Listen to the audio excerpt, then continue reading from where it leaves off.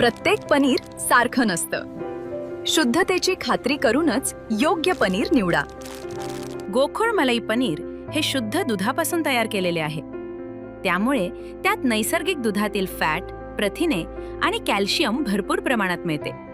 काही पनीर वनस्पतीजन्य तेल, स्टार्च किंवा इतर घटकांपासून तयार केलेले असू शकते. म्हणून ग्राहक म्हणून जागरूक व्हा आणि पनीर घेताना गोकुळच मागा. शुद्धतेचा विश्वास, चवीचा आनंद. आजच घरी आणा गोकुळ मलाई पनीर.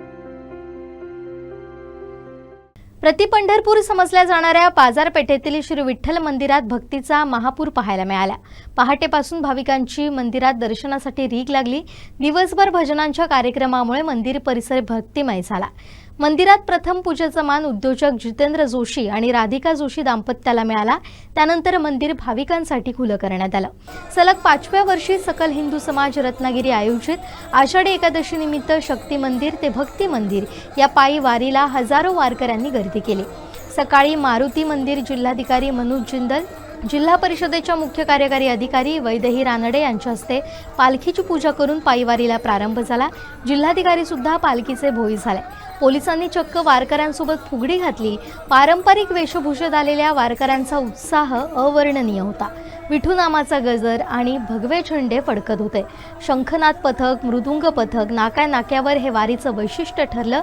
आषाढी एकादशीचं औचित्य साधून रत्नागिरी शहरात अत्यंत भव्य आणि शिस्तबद्ध दिंडीचं आयोजन करण्यात आलं होतं.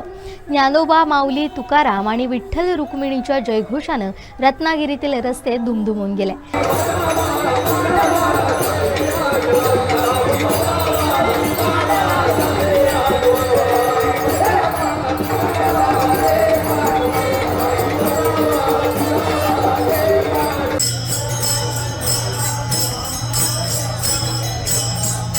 मारुती मंदिर येथून या दिंडीला भक्तिमय वातावरणात प्रारंभ झाला.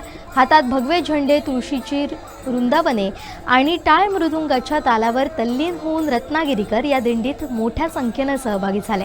मारुती मंदिर ते विठ्ठल मंदिर असा दिंडीचा प्रवास ठरलेला असून संपूर्ण मार्गावर नागरिकांनी दिंडीतील वारकऱ्यांचं आणि विठुरायाच्या पालखीचं दर्शन घेण्यासाठी दुतर्फा गर्दी केली.